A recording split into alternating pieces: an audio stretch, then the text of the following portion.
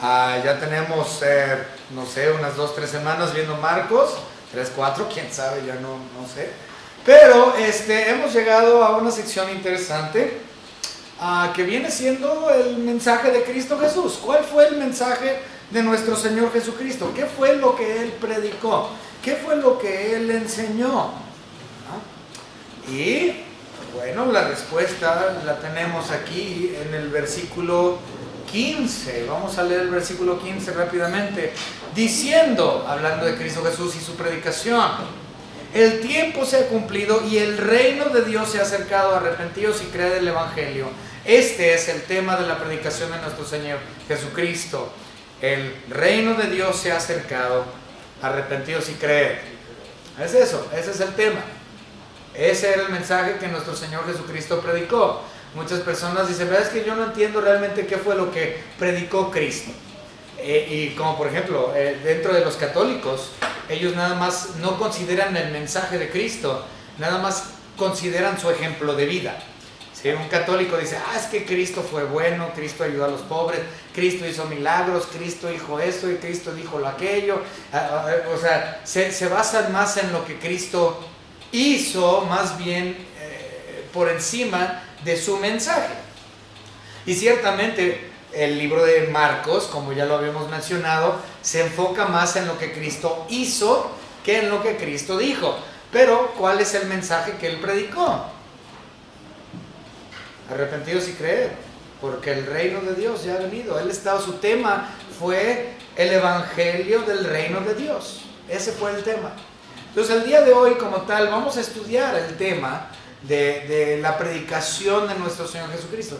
No nos vamos a enfocar en su vida perfecta, porque sí la tuvo. No nos vamos a enfocar en eso. Nos vamos a enfocar en cuál fue su mensaje, qué fue lo que Él comenzó a predicar. ¿Okay? Ahora, si tenemos tiempo, vamos a estudiar el inicio de la elección de los apóstoles, que viene siendo a partir del versículo 16. ¿Okay? Entonces, técnicamente, la mayor parte del servicio hoy en la mañana va a abarcar 2 versículos, 14 y 15. Si tenemos tiempo para abarcar un poquito más, lo vamos a llevar a cabo, pero lo dudo mucho. Lo más seguro es que nos vamos a enfocar nada más en versículos 14 y 15 esta mañana.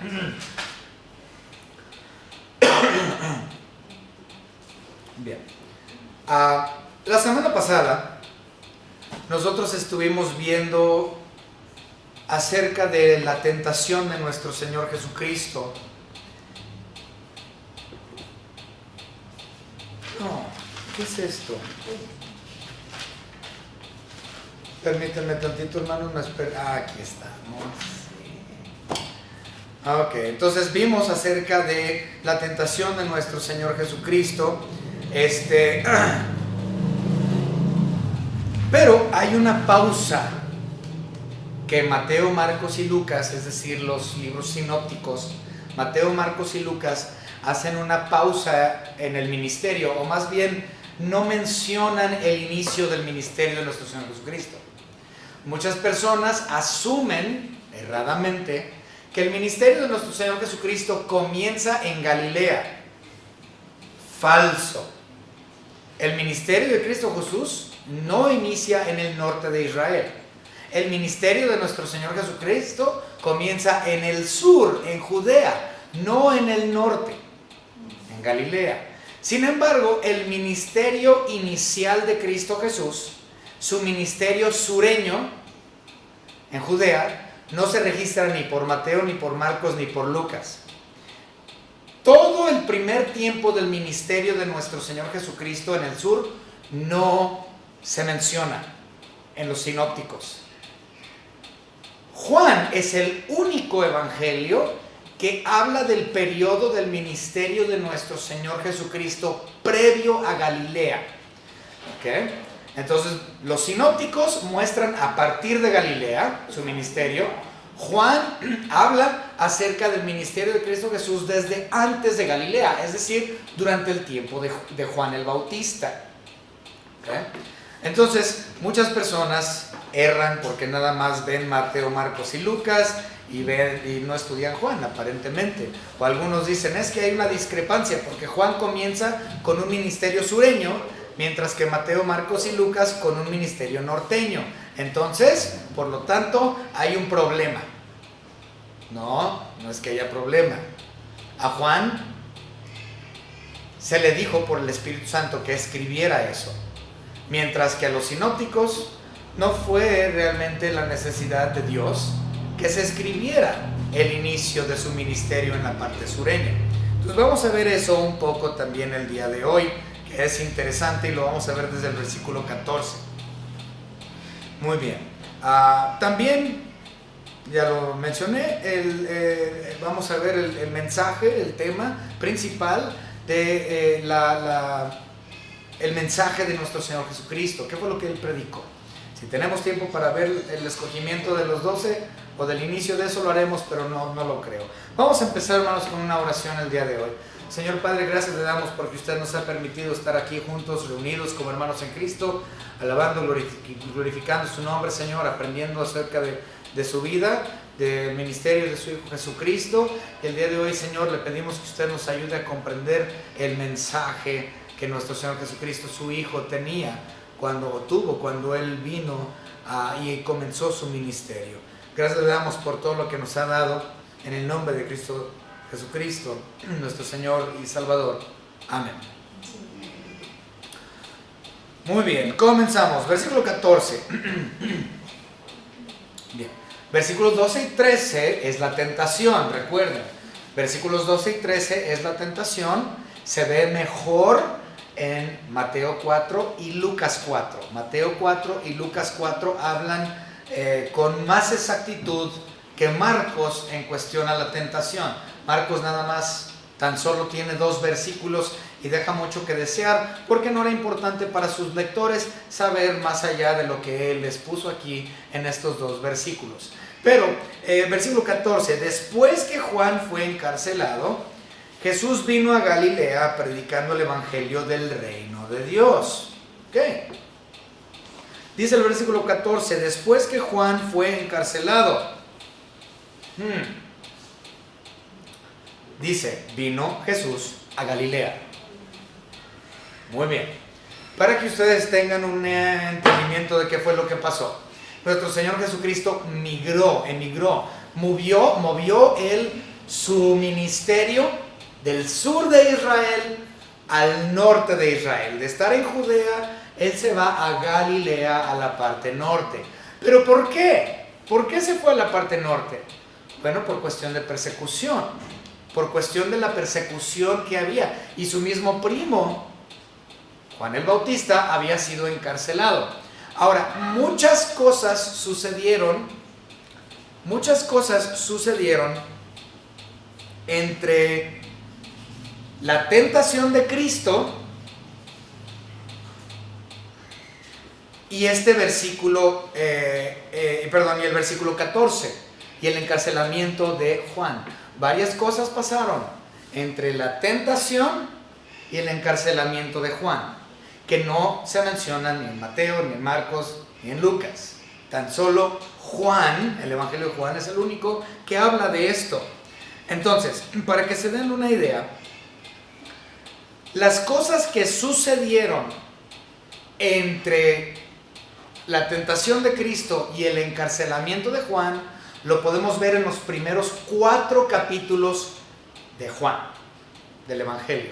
Si ustedes leen los primeros 4 capítulos de Juan, el Evangelio, estos son los acontecimientos que ocurrieron entre la tentación de Cristo y el encarcelamiento de Juan el Bautista. Los sinópticos no lo mencionan, solamente los primeros 4 capítulos del Evangelio de Juan. ¿Okay? Entonces, si ustedes quieren ver qué es lo que sucedió entre la tentación y el encarcelamiento de Juan el Bautista, tienen ustedes que leer los primeros 4 capítulos del Evangelio de Juan. ¿Okay? ¿Estamos? ¿Entendemos? Eso es importante.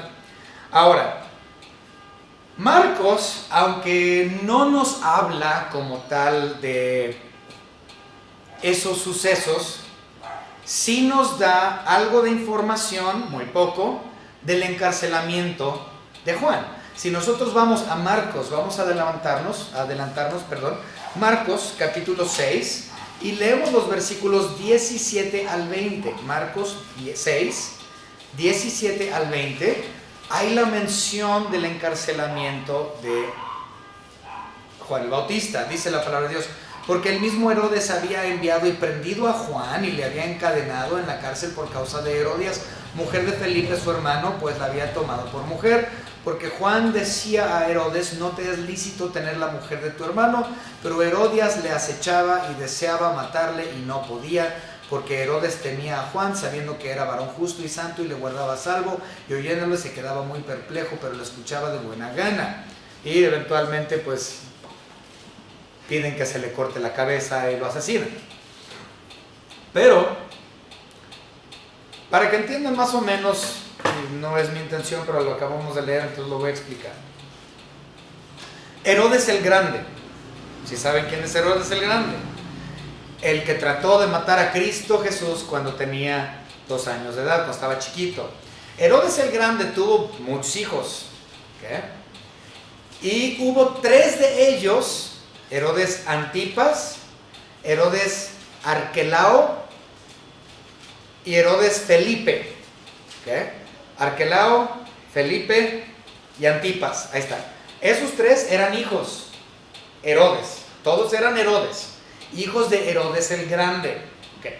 Cuando Herodes el Grande, el verdadero tetrarca, porque los otros se creían tetrarcas también, los hijos, pero el único que verdaderamente fue tetrarca fue el papá, Herodes el Grande. Entonces, cuando el tetrarca muere, fallece Herodes el Grande, el reino se divide, el reino de Israel se divide entre sus 3 hijos, Antipas, Arquelao y Felipe.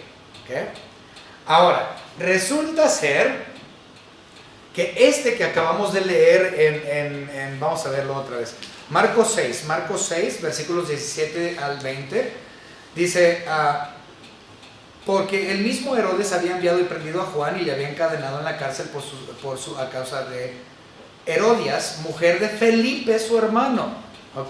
Entonces aquí estamos viendo a 2 Herodes representados, son carnales. Uno es el Arquelao y el otro es Felipe. Resulta que Arquelao le quita la mujer a su hermano. ¿Sí? A ver, carnal, me gusta tu mujer, presta para la orquesta. ¿Sí? Y se queda con la esposa de su hermano.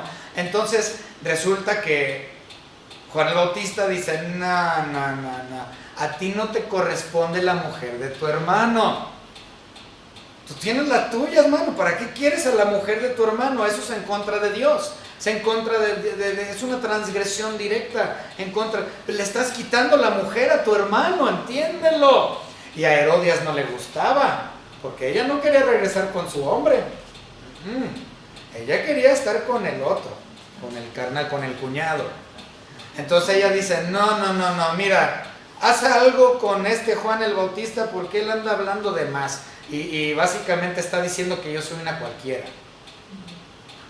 ¿Sí? Juan anda diciendo que yo soy una cualquiera, que ando con un hermano y con el otro, y a ver, defiéndeme. Entonces, a causa de ella fue que Juan el Bautista fue aprisionado. Pero Arquelao realmente tenía una apreciación verdadera por Juan el Bautista y lo mantuvo vivo por lo menos 2 años, hasta que eventualmente le cortó la cabeza. Entonces eso es lo que sucedió. Entonces, porque hubo todo este asunto de persecución en contra de Juan el Bautista, nuestro Señor Jesucristo decide emigrar hacia el norte y se va hacia Galilea. Ahora, una cosa que es muy famoso en esta migración del sur al norte, hay un evento muy interesante que sucedió. ¿Ustedes recuerdan el evento de la mujer samaritana que estaba en el pozo? Eso sucedió en el recorrido, el traslado de nuestro Señor Jesucristo, de cambiar su ministerio del sur al norte. Cuando sucedió todo esto con Juan el Bautista, fue capturado, él decide cambiar del sur al norte, irse a Galilea, Entonces, en su camino hacia Galilea fue cuando se topa con la mujer samaritana. ¿Okay? Entonces, eso ya les pone un poco más en perspectiva donde nos encontramos en el tiempo. Ok.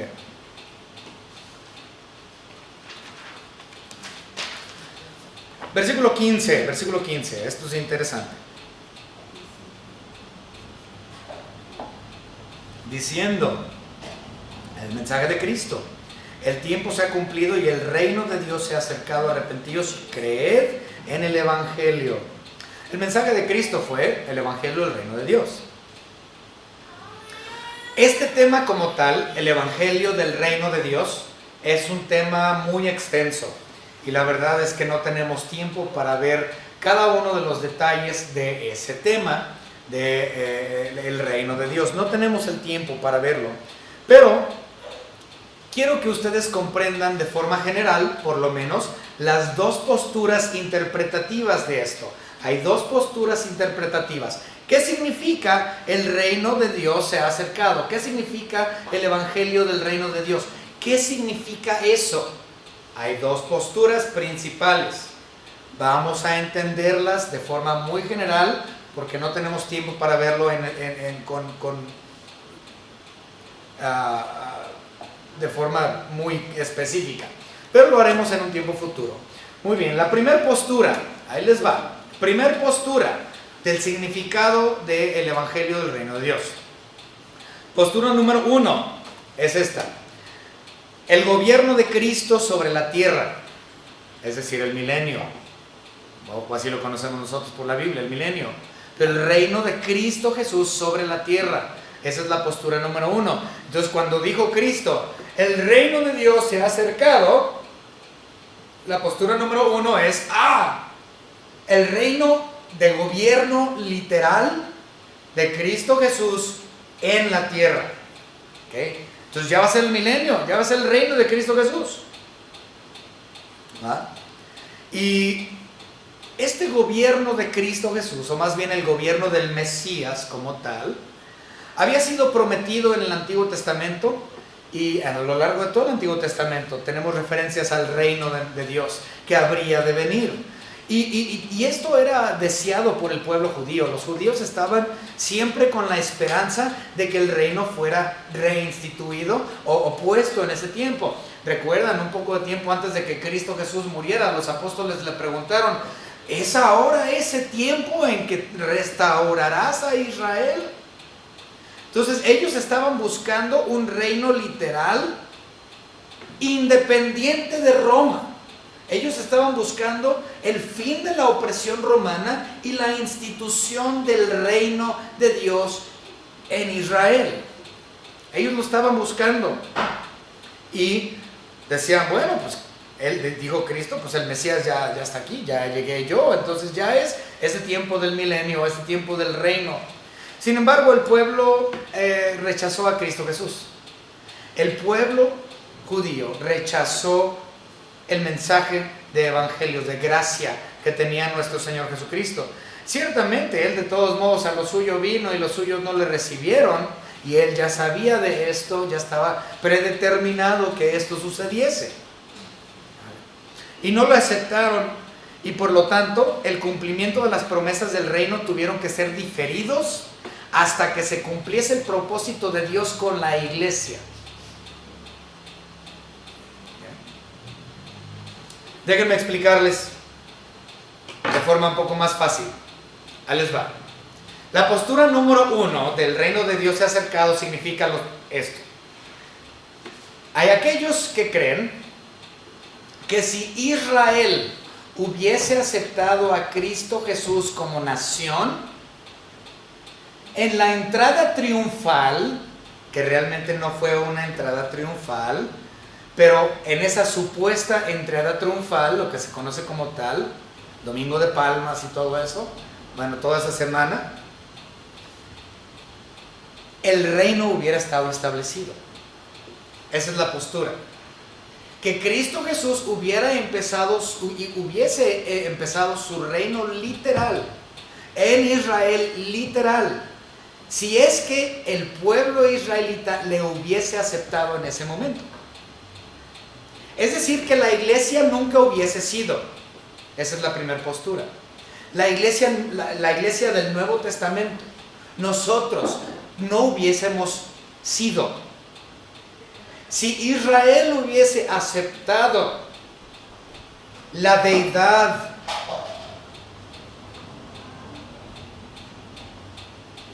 y hubieran aceptado a Cristo Jesús como Rey de Reyes y Señor de Señores, en ese momento hubiera venido el milenio, el reino, y nosotros no hubiésemos sido, simplemente no hubiese entrado la edad de la iglesia.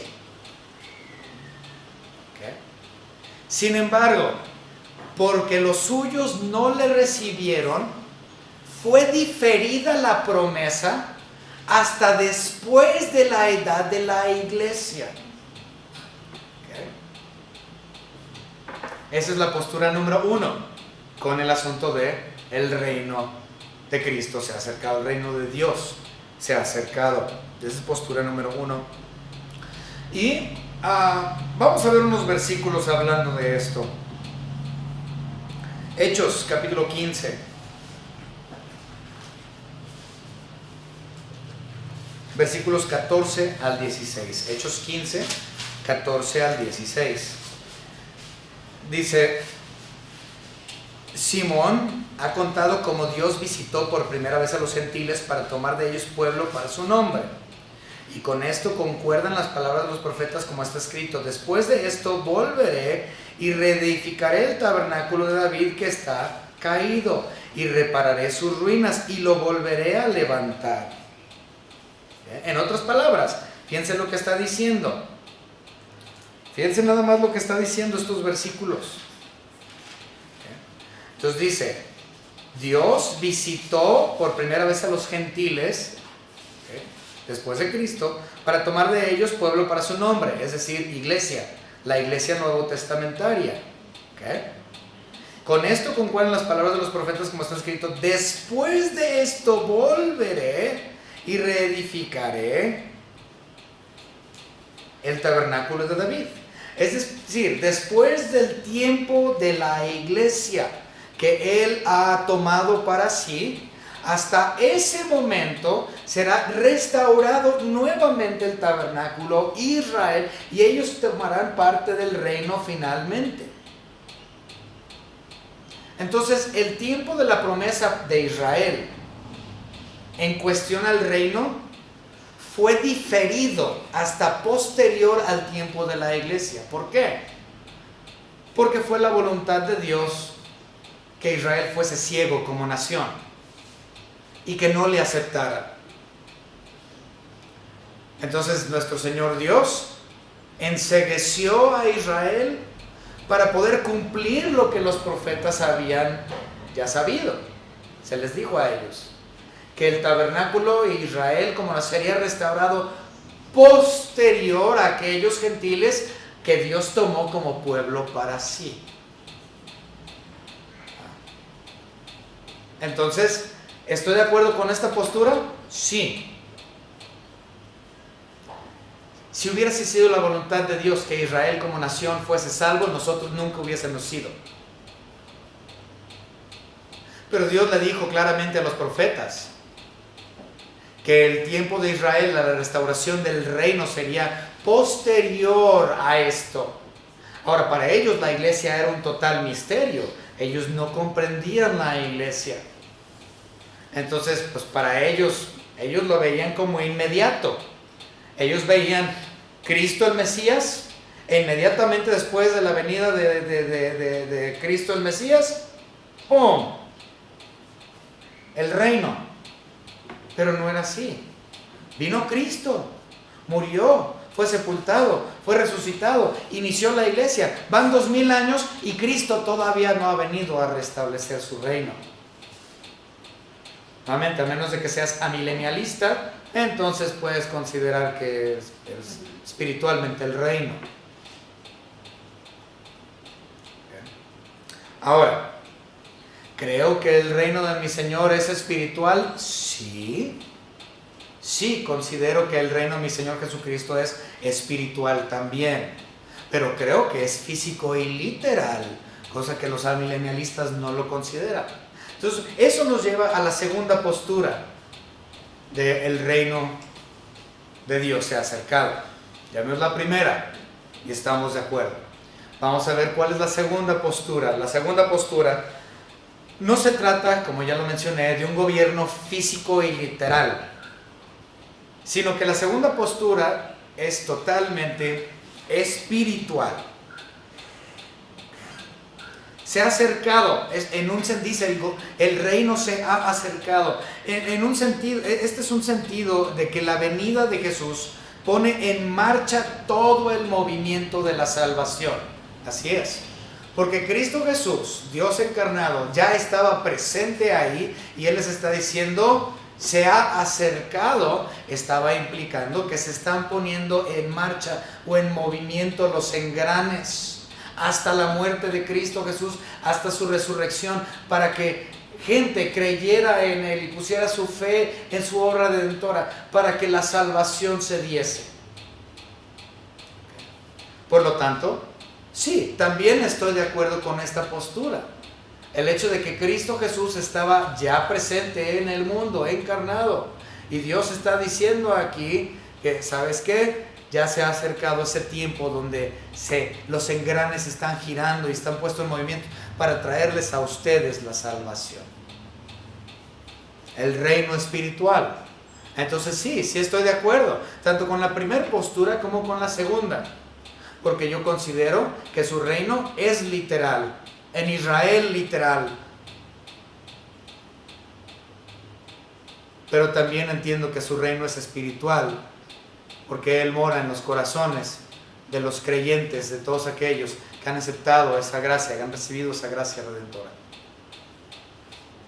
Por lo tanto, cuando Cristo Jesús estaba hablando acerca de el reino, el evangelio del reino como tal, Él no nada más estaba hablando desde un punto de vista físico, geográfico, sino que Él estaba hablando también de un reino espiritual. Por lo tanto, yo estoy de acuerdo con ambas posturas.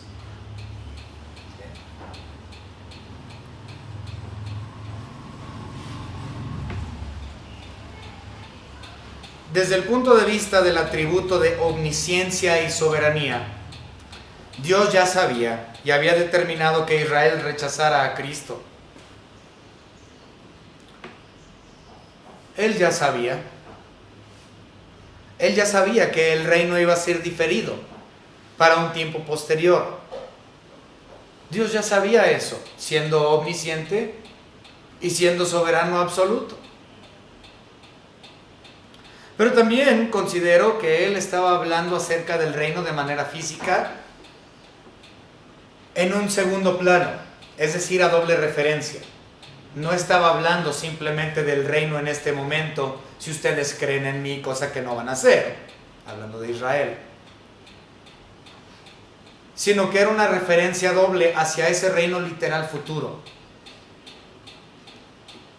Si creyeres en Él, no solamente eres espiritualmente parte del reino, sino que crees en Él, algún día serás físicamente parte de ese reino también. No solamente espiritual, sino físico. Ahora, imagínense desde el punto de vista de un judío. Si vamos a verlo desde un punto de vista hebreo. Los hebreos ya tenían muchos años bajo el dominio romano, y previo a eso el dominio asirio, y previo a eso dominio egipcio. O sea, siempre estuvieron bajo dominio de algún país gentil. Entonces imagínense cuando a un judío se le dice, el reino de Dios se ha acercado. Pues como judío lo primero que yo pensaría sería, ¡jú! ¡Por fin! ¡Revolución política! Como judío eso es lo que ellos creían. Si tú escuchas, estás bajo opresión de un reinado gentil por décadas y décadas y décadas y décadas, y nada más escuchas las palabras, el reino de Israel, el reino que tanto has estado esperando por miles de años. Ese reino, mira, ya se ha acercado. Uy, como judío, en serio, lo único que estás pensando es revolución. Lo que hace falta ahora es la revolución en política en contra de Israel. Ya están hablando entonces del reino que hasta se ha acercado, revolución política. Pero eso realmente no fue la intención de nuestro Señor Jesucristo. Porque aunque Él vino y estaba hablando de un reino nuevo que iba a surgir, su intención no fue derrocar a Roma en ese momento. De hecho, Él permitió que Roma hasta deshiciera a Israel en el año 70 después de Cristo, los hicieron pedazos. Y Roma todavía subsistió hasta como el año 450 después de Cristo. Cristo no vino a derrocar en ese momento a Roma. Pero en un futuro, Él es la roca que destruirá a la bestia de hierro, que destruirá a la estatua de Daniel. Roma tendrá su fin completo y perpetuo. Pero en ese tiempo los israelitas estaban pensando en una revolución política que nunca llegó.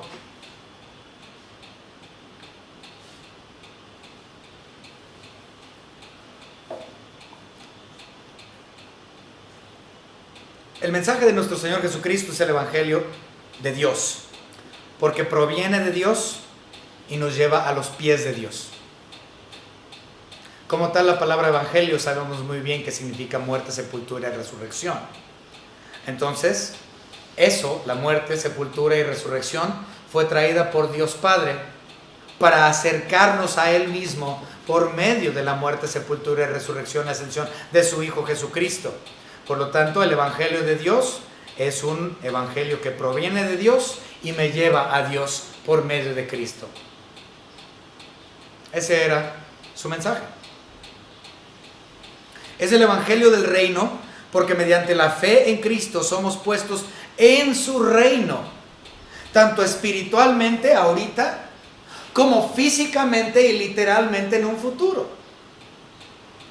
Es el problema con la milenialista. Su vista es muy corta. El milenialista dice, es que Él reina en mi corazón hoy. Y el milenio no son 1000 años literales. El milenialista piensa que hemos estado en el reino de Dios desde su ascensión. Y sí, es cierto, espiritualmente. Pero ellos no creen en un reinado literal. Mientras que todos los profetas y los apóstoles e Israel como nación, por miles de años, veían el reino literal, en la Israel literal, en el trono de David literal. Solamente pensar que el reino es espiritual al 100% es limitante. Si tú has creído en Cristo como tu único y propio Salvador, sí, eres parte del reino de Cristo, es cierto, espiritualmente, pero también físicamente y literalmente en un tiempo futuro.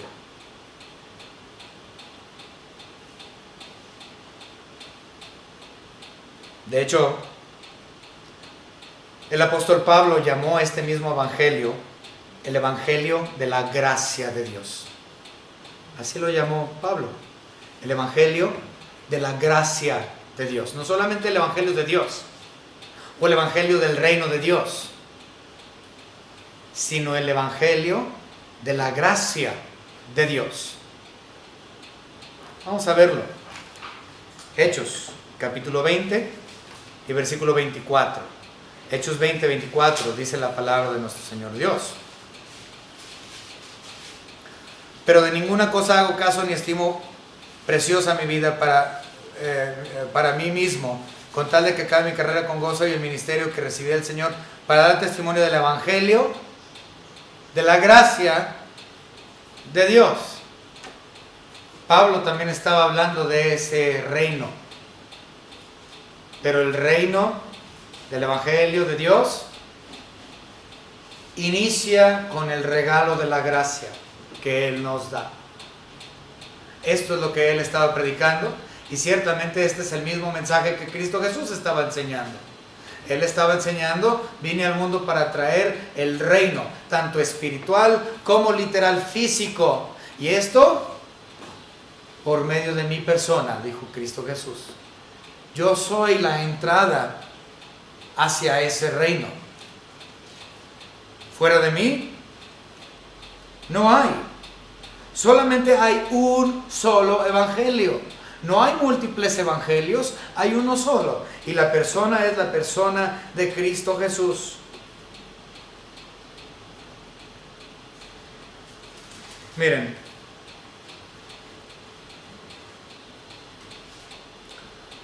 vamos a leer rápidamente esta sección de Gálatas. Son varios versículos, espero que me sigan con su vista.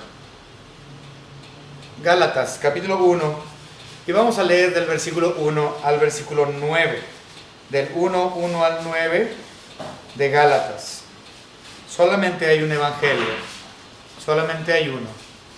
Pablo, apóstol, no de hombres ni por hombres, sino por Jesucristo y por Dios el Padre, que lo resucitó de los muertos, y todos los hermanos que están conmigo, a las iglesias de Galacia, gracia y paz sean a vosotros, de Dios el Padre, de nuestro Señor Jesucristo, el cual se dio a sí mismo por nuestros pecados para librarnos del presente siglo malo, conforme a la voluntad de nuestro Dios y Padre. Entonces, la voluntad de Dios, sacarnos de este siglo malo, a quien sea la gloria por los siglos de los siglos. Amén. Doxología. 6. Estoy maravillado de que tan pronto os hayáis alejado del que os llamó por la gracia de Cristo para seguir un evangelio diferente. No que haya otros, sino que hay algunos que os perturban y quieren pervertir el evangelio de Cristo. Mas si aún nosotros o un ángel del cielo os anunciara otro evangelio diferente al que hemos anunciado, sea anatema, como antes hemos dicho, también ahora lo repito: si alguno os predica diferente evangelio del que habéis sido recibido, sea anatema. Un solo evangelio, ese evangelio es Cristo Jesús. Su muerte, su sepultura, su resurrección, su ascensión. Y esa es la única manera de llegar al reino.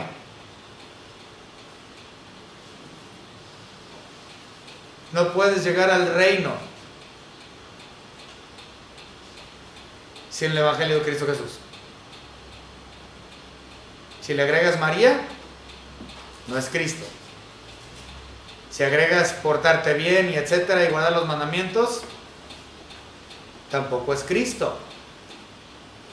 Si nada más te arrepientes pero no crees, tampoco tienes entrada al reino.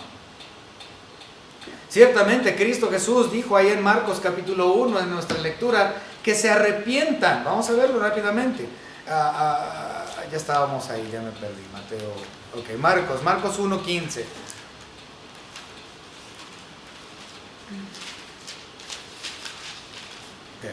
Marcos 1:15. Dios se ha acercado, el reino de Dios se ha acercado. Arrepentíos y creed en el evangelio. El arrepentimiento no es solo.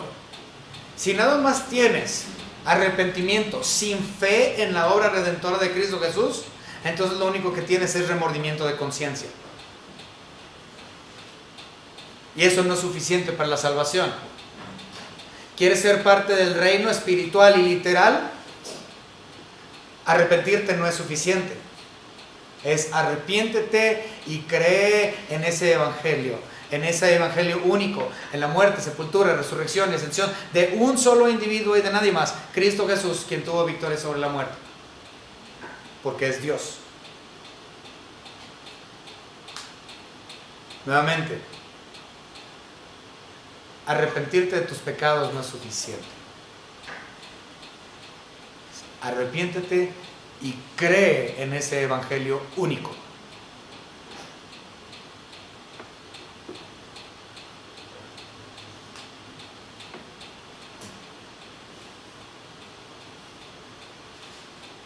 Vamos rápidamente a Hechos, capítulo 20, versículo 21. Hechos 20 y 21, dice la palabra. 20-21. Testificando a judíos y a gentiles acerca del arrepentimiento para con Dios y de la fe en nuestro Señor Jesucristo. Una cosa es el arrepentimiento, otra cosa es la fe en la obra de Cristo. Arrepentimiento sin fe en la obra de Cristo es no salvación, no es salvación. Remordimiento de conciencia, pero no salvación. Y luego está el otro lado de la moneda, el anverso.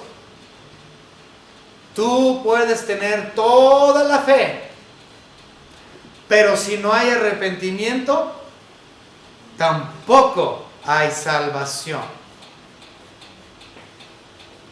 Eso se llama antinomianismo. Antinomianismo es un término teológico que significa: si Dios ya me salvó por gracia y me perdonó mis pecados pasados, presentes y futuros, implica que yo puedo vivir mi vida como yo la quiero vivir. Que al cabo Dios ya me perdonó todas, pasadas, presentes y futuras. Él borró todos mis pecados, ya todo está bajo gracia. Por lo tanto, pues yo puedo vivir mi vida como yo quiera, que al cabo ya me perdonó. Eso se llama antinomianismo. Eso significa que en realidad nunca hubo un arrepentimiento, porque tú dices: ah, sí, Cristo, Dios, gracias, alabado sea el Señor, me arrepiento, te amo, Dios. Pero quieres vivir de la misma manera, pues dices que al cabo ya me perdonó, entonces no eres salvo. No puede haber salvación con únicamente arrepentimiento sin fe. Y no puede haber salvación con una fe falsa sin arrepentimiento. Tienes que tener ambos para poder ser parte del reino de Dios. Ahorita espiritualmente y en un futuro literalmente. Eso es lo que significaba el mensaje de nuestro Señor Jesucristo cuando dijo: el reino de los cielos se ha acercado. El evangelio del reino de Dios ya está aquí. Estamos de acuerdo con ambas posturas, físico y literal. Digo, espiritual, o literal y espiritual. Sin embargo, recordemos que para ser parte de ese reino es necesario entender que es un solo evangelio, no hay más, Cristo Jesús. ¿Y esto qué implica? Muerte, sepultura, resurrección y ascensión. ¿Y qué tengo que hacer para tener esa salvación y formar parte de ese reino? Arrepentirme, sí, ciertamente, pero acompañarlo con fe. Fe en la obra de Cristo Jesús, único y verdadero Dios. Este es el mensaje que Cristo Jesús enseñó cuando Él vino, y ciertamente es el mismo mensaje de salvación que nosotros extendemos el día de hoy. El reino ya vino, está, pero aún vendrá el físico literal, que estamos ansiosos por ser parte de ese reino, a un lado de nuestro Señor Jesucristo, nuestro esposo de la iglesia, la reina que reinará literalmente junto con Él, a un lado suyo, en un tiempo futuro. Vamos a orar. Señor Padre, gracias te damos por este estudio sencillo del reino que vino para traernos la salvación mediante la obra redentora de su Hijo Jesucristo, la cual todavía está hoy en los corazones de los hombres que han aceptado esa gracia. Somos salvos y formamos parte del reino. Damos gracias, Señor, porque su reino también es físico, literal, y nosotros, su iglesia, su novia, reinará juntamente con su Hijo Jesucristo en un tiempo futuro. Gracias, Señor, porque usted nos ha traído al arrepentimiento por medio de su Espíritu Santo y nos ha convencido de pecado, de juicio, de justicia, y nos ha dado de su gracia, la cual no merecemos, y por medio de la cual hemos llegado a ser parte de ese reino. Lo somos espiritualmente y lo seremos físicamente en un futuro. En el nombre de nuestro Señor y Salvador Jesucristo, nuestro Señor y Dios. Amén.